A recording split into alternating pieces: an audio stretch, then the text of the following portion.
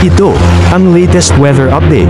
Alamin ang pinakasariwang ulat panahon ngayon dito sa Information TV Educational Channel. Umiiral ang shearline or yung pagsasama ng mainit at malamig na hangin dito sa bahagi ng extreme northern Luzon kung saan ngayong araw magdadala pa rin ito ng mga pagulan dito sa bahagi ng Batanes at Babuyan Island. Samantala, ang easterlies naman ay magdadala rin ng mga kalat-kalat na pagulan, pagkidlat at pagkulog dito sa silangang bahagi ng northern at Central Luzon. So pag-iingat po para sa ating mga kababayan sa posibilidad ng mga pagbaha at pagguho ng lupa. Samantala sa nalalabing bahagi naman po ng ating bansa ay meron lamang tayong mararanasan ng mga isolated na mga pagulan, dulot yan ng mga localized thunderstorms. At sa kasalukuyan ay wala tayong minomonitor or namamataan pa na sama ng panahon na maaaring makaapekto dito sa ating bansa.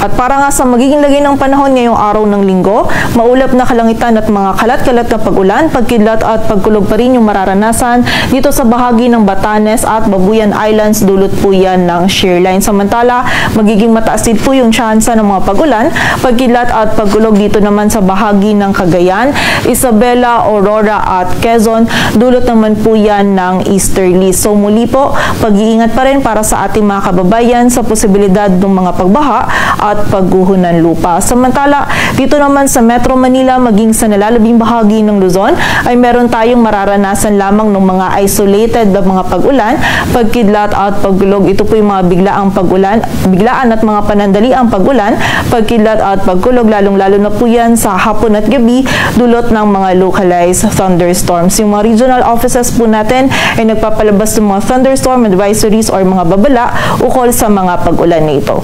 Agad ang temperatura sa Metro Manila ay mula 24 to 32 degrees Celsius. Samantala sa bahagi naman ng Visayas at Mindanao, ngayong araw po, yung buong bahagi ng Visayas at Mindanao ay makakaranas din ng bahagyang maulap hanggang sa maulap na kalangitan.